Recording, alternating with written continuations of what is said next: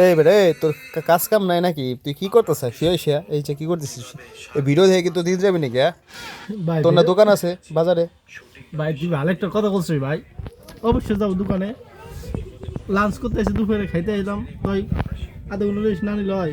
বাসটা তো না এই যে নাকি? তুই যে এই যে ভিডিও দেখতেছ, এই যে টিকটক দেখতেছ না কি হতেছে, ইয়ে কি জীবন যাবে নাকি? হ্যাঁ, না ভাই, ভাই কিস্তি তোমার পেরেছে একটা থাবত দেখালাই দেওয়া দরকার, বুঝছো? ভাই, আমার কিস্তি পেরেছে আমি দোকানে এখনই দেখতেছি ভাই। হ্যাঁ? ধন্যবাদ ভাই, কত করার জন্য অনেক অনেক ধন্যবাদ। অনেক জীবন অনেক দূরে এগিয়ে যাও, আর বড় ভাইকে সম্মান দাও, এটা ঠিক আছে। তো এই দোকানে যাবেন কখন আপনি? এই যে এখনই দেখতেছি তোমার বিয়ে শাদী করছেন না?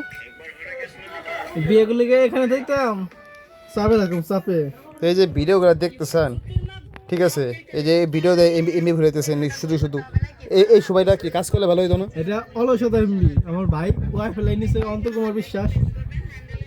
না, এটা কিন্তু অনুচিত, ঠিক আছে? আপনার না, না। এখন কাজের সময়, আপনার কাজের সময় না, না, কাজ এটা- করবেন, ঠিক আছে?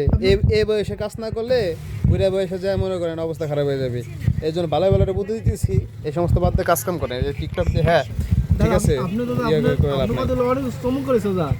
এগুলো উপদেশ কিছু ভাইবিরা তো না দিলে তো এরকম কেউ উপদেশ দেয় না। গার্জেন আপনারা বুঝেন, এখন আমরা তো গার্জেন। আপনার দোকানে যান, ভালো হয় না এইসব না দেখে দোকানে যান।